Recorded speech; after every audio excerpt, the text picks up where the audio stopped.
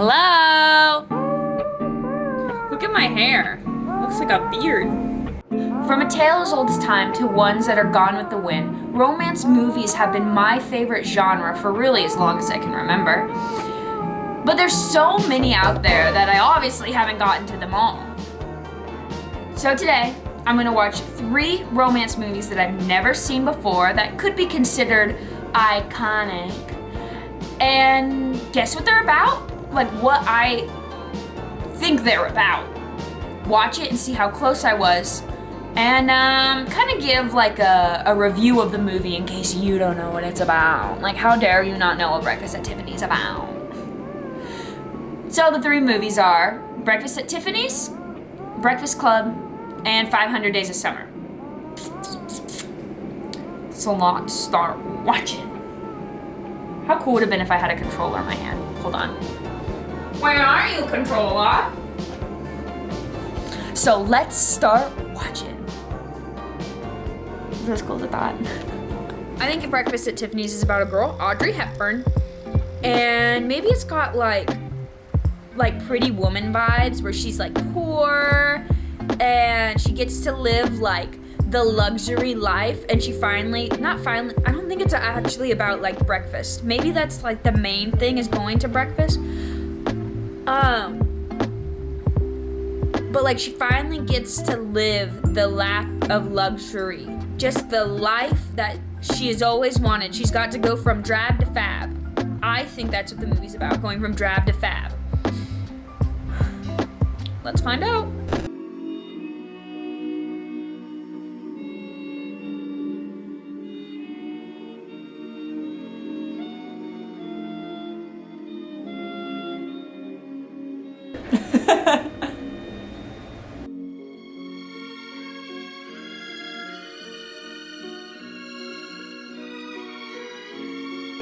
Audrey Hepburn sings?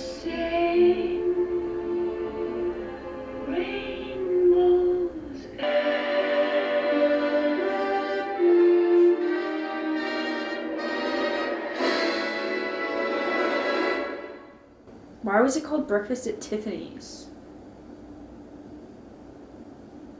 When was the breakfast?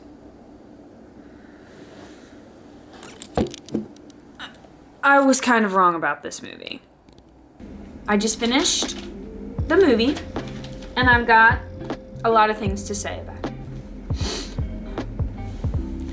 Breakfast at Tiffany's. The quirky tale of Holly Golightly, a girl once living in the farmlands of the southern United States, but now is in the bustling town of New York City and on the hunt for a sugar daddy.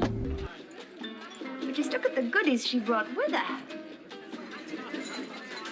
He's all right, I suppose, if you like dark, handsome, rich-looking men with passionate natures and too many teeth. I don't mean that one, I mean the other one. The other one? It's Rusty Trawler. Rusty Trawler. He happens to be the 9th richest man in America under 50. Now, that indeed is a remarkable piece of information to have at your fingertips. I keep track of these things. Excuse me, you owe me 40 for me when you die. She's enthralled with the idea of being a glamorous ne'er-do-well and will do almost anything for money. I'd marry you for your money in a minute. Would you marry me for my money? In a minute. So I guess it's pretty lucky neither of us is rich, huh? She's a pretty girl with men falling at her feet, and at each turn, she's grasping at their wallets. And yet she still cannot afford or save enough money to live the life that she sees herself living. Even though they pay her $50 to go to the bathroom to give to the little attendant. She meets Paul, who happens to be her neighbor. I never could do that. It's easy. And is a handsome writer's block man who has an old woman paying for all of his amenities. I'm still not sure if she's like his pimp, but the movie sure makes it sound that way. I went the whole movie waiting for the big Tiffany's moment, and it didn't ever come. But what did come was a ring they found in a Cracker Jacks box that got tiny little engravings from Tiffany's. Yeah. However, I never thought this movie would be about the mob and how Holly like low-key works for the mob, like the Italian mob in New York City. But it was an okay movie. I don't understand why it's such an iconic romance movie and why people have posters of her on the wall, like with her, there's like a little cigarette, and why that movie itself is so integral in our society. I do not like Holly. Promise not to be angry. I might let you take those pictures. Good night. She's literally just a pretty girl who wants to marry the richest man she possibly can. And when she threw her cat out into the rain in the middle of New York City down a dark alley, this movie and her character was over for me. 2 out of 10, would never watch again.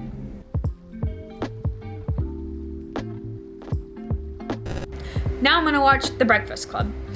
I know The Breakfast Club has something to do with detention, so I think maybe it's all these kids are in detention and this guy falls in love with this girl and then he stands outside her house and he does this, and then he gets the girl. And it's probably just like a classic love story where like maybe she has a boyfriend and like he wants to date her, but she's like, I have a boyfriend, like you can't date me. And then he's like, but I'm gonna, and then he does. And then he gets the girl. Let's see if I'm right. What the? Ooh, don't you forget about me. Isn't this the song that he plays when he goes like this?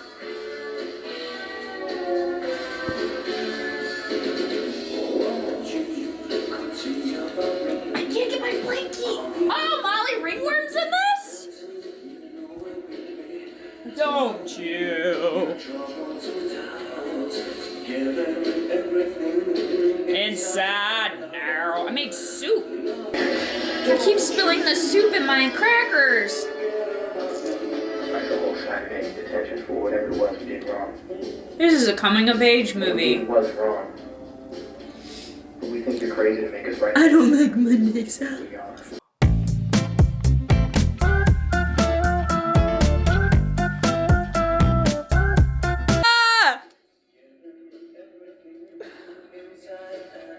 Just finished The Breakfast Club. So, The Breakfast Club. What do you get when a prom queen, a jock, a weirdo, a nerd, and a delinquent go into detention? 2 sets of relationships and 5 new friends. This movie is a coming-of-age tale of teenagers coming to the realization of who they are. And though I thought this movie was going to be a romance movie, I was delighted to find out it was more about friendship than romance. It was a heartwarming, sad in the right places tale that I would watch again with someone who hadn't seen it. I don't see myself watching it alone. I do give this movie an 8 out of 10. So don't you forget about me. Don't you. When I walk on by, do you call my name? So I thought, I was singing that song when I was setting this camera up, and I was like, do you call my name? And I literally was like, oh, I get why they picked that song, because they talk about it in the movie. Like, if I was to see you on Monday, this little nerd kid says, hey, if I was to see you guys on Monday, what are you gonna do? Like, are you gonna be my friend, or are you gonna pretend I don't exist and you're gonna forget everything that just happened in detention? And the little prom queen, Molly Ringworm, she was like, I'm gonna forget everything because my life is so hard because I'm a virgin. And then he was like, ah! And he almost he was in detention because he almost committed suicide. And everyone just kind of laughed it off because they were like, because he got caught because his, it was a flare he brought to school and it went off in his locker.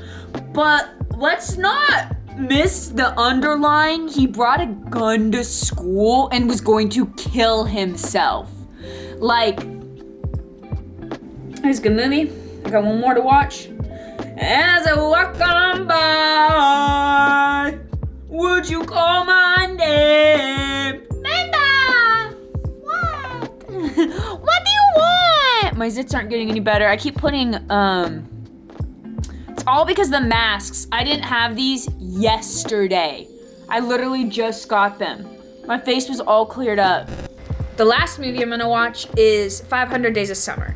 Now, when I was looking it up right now to see, not what the movie's about, because I don't want to know, but to see if it was even a romance movie, because I was looking at whatever. And it is a romance, it says. I thought Steve Carell was the main character, but they had Jordan Love Hewitt. No, Jordan. So I think 500 Days of Summer is about this guy. He meets a girl and he falls in love with her, but she's like not about it. But then he spends like years, or what feels like years. Maybe there's like a time warp, so it feels like 500 Days of Summer, or maybe they're counting, I don't know. I don't know where the 500 days come in of summer. I don't think it's literally like 500 Days of Summer. Like, I literally don't think it's literally 500 days. I think it's like, say like one more time. I think it's like, maybe like it's not a Groundhog Day thing where he has like 500 tries to make this girl fall in love with her. That'd be kind of cool. I'm not sure. I'm getting like Walter Mitty vibes, kind of like Walter Mitty indie love story. Yeah, I'm good with that. All right, let's find out. It's a story of boy meets girl, but you should know up front, this is not a love story. What? Why am I watching this then? They made the statue of Oh, good night. Good night. You lost your chance!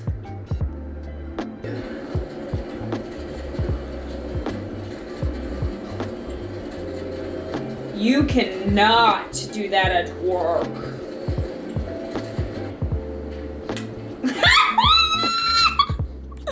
His hair!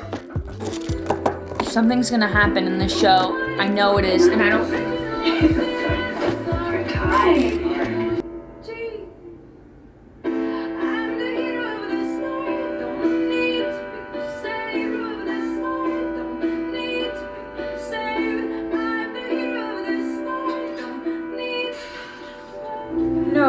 What if she was trying on her friend's ring? Or what if she's trying? She's not engaged. She's not engaged.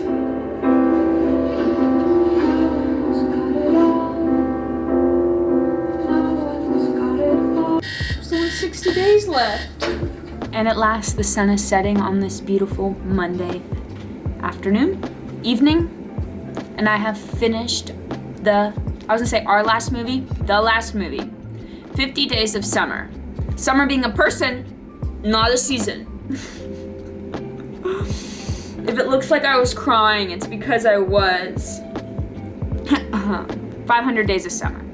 This is not a movie about finding the one. It's that earth-shattering pain you feel for the person right before you find the one. There's a line in this movie that goes, You never wanted to be anybody's girlfriend, and now you're somebody's wife. It surprised me too. I don't think I'll ever understand that. I mean, it doesn't make sense. just happened. Right, but that's what I don't understand. What just happened? I just woke up one day and I knew. Knew what?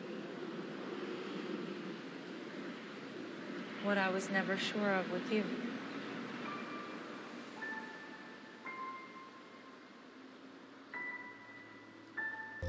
I burst into an uncontrollable set of tears as Joseph Gordon-Levitt hits the realization that he just wasn't and will never be the one for Zooey Deschanel, Summer.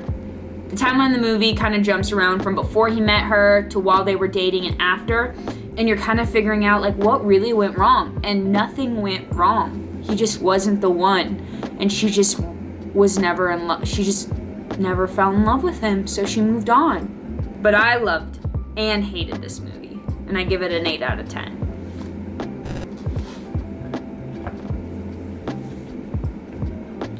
That's it. That's the end of my video. I watched Breakfast at Tiffany's, Breakfast Club, and 500 Days of Summer. 3 romance iconic movies that shaped the American history that I had never seen in my entire life. And what I thought they were, my TV just shut off. What I thought they were about, I was completely wrong. And I'll see you next time. Goodbye. Look at that. It's not ready to be popped. It looks like it is, but that's just because it had toothpaste on it and it's really mad right now. All right, goodbye. It's cold in here, even though the heater's going off.